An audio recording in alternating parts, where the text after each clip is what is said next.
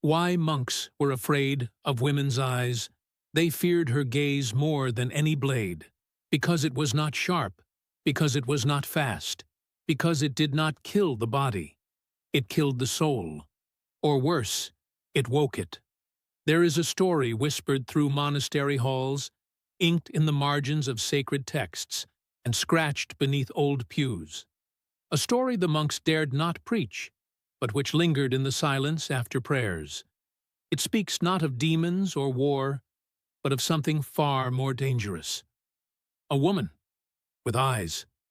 Not glowing, not cursed, just eyes, human, bare, beautiful, and unbearably alive. In the 9th century, nestled deep in the basalt cliffs of the Ligurian coastline, stood a monastery cloaked in salt mist and silence. Here, men renounced the world, the flesh, and the fire of longing. They prayed, fasted, whipped their backs with cords, all to forget the shapes and colors of women. But memory is a traitor, and desire, a patient ghost.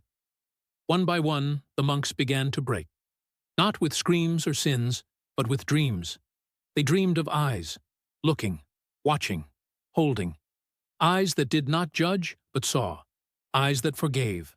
Eyes that asked, "What are you hiding?" The abbot forbade all art. Then mirrors, then dreams. But the more he silenced, the more the eyes returned. They appeared in the grain of wood, in spilled wine, in candlelight dancing on stone.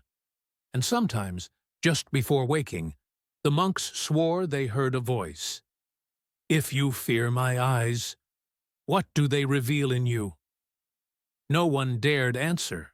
The monastery's oldest text, kept hidden beneath a slab in the floor of the scriptorium, spoke of her. But her name had been scraped out. Only fragments remained. She came not to tempt, but to unveil. Centuries earlier, before the order built their stone refuge, the land belonged to a shrine, a sanctuary of the old ways. The Earth Mother cult, the temple of luminous truth. The priestesses there were not concubines, nor witches. They were mirrors.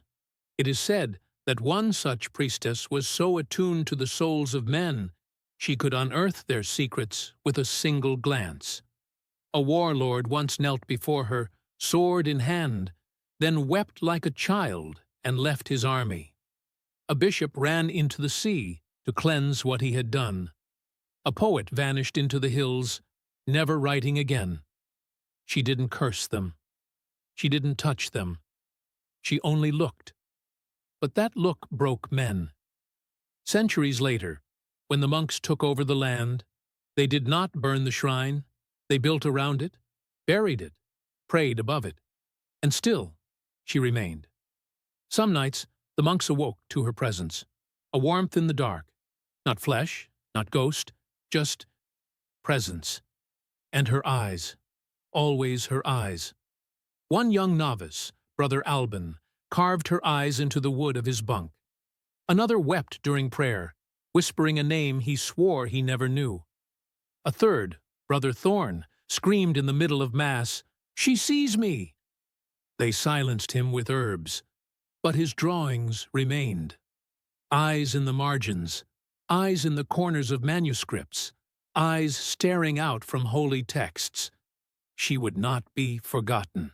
They called it the silent plague, a sickness not of body, but of spirit. Brother Thorn stopped eating. Brother Alban burned his scriptures. Others wandered into the woods at night, barefoot, whispering to the trees. They weren't fleeing.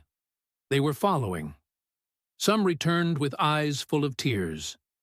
Some not at all. The abbot grew desperate. He declared the lower crypts off-limits. He buried the altar beneath ash and lime. He held exorcisms.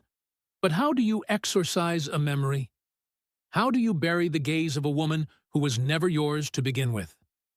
Then, one storm-washed evening, a monk collapsed at the refectory doors, his hands blistered, his eyes wide open. Not in terror, in awe. He kept repeating, She forgave me. Even now, she forgave me. He died before morning.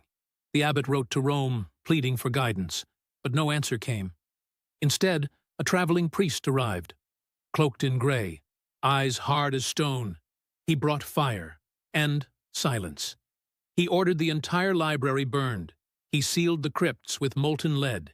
He forbade the name of the woman to ever be spoken. And he made one final decree. Let no monk look a woman in the eyes, for in her gaze is the mirror of your sin. From that day, the rule spread like smoke through Christendom, a whisper, a warning, a ritual. Lower your eyes, bow your head. She must not see you. But it was too late. Generations passed. Monks died. Abbeys crumbled. Empires shifted. But the fear endured. In Spain, frescoes depicted women with veiled eyes, always looking down, never forward. In France, sermons warned of Eve's gaze as the first seduction. In the East, scrolls carried symbols that meant, guard your vision. Yet nowhere was she named, because names give shape, and shape invites memory. But art remembers what words erase. In the margins of Bibles, in the folds of illuminated letters, she reappeared. Eyes, not evil, but endless. Lips closed, but speaking.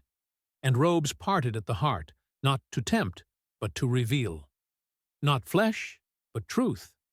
Not lust, but recognition. Some whispered that the monks didn't fear women. They feared being seen. One letter, found in a cracked reliquary, written by a dying abbot, read, I feared her, because she knew me, not as a sinner, but as someone who had forgotten he was alive. The true terror wasn't her beauty, it was her mercy. Because what kind of man, if truly seen, would not collapse from the weight of his own hiding? Now, centuries later, her story lives not in scripture, but in silence. In the way a monk lowers his gaze, in the way a statue is carved with covered eyes, in the way we teach men to fear what reflects them. She is not a ghost. She is not a goddess. She is the unspoken question that trembles in the bones of every man who ever claimed holiness by fleeing intimacy. Her temple no longer stands, its columns crumbled, its altar shattered, but her eyes remain. In dreams, in myths, in art too bold to be canonized. And sometimes, when the wind moves just right, when a candle flickers without cause, when a man sits in silence and dares remember, she is there, watching, not judging, just waiting, waiting for him to look back and truly see.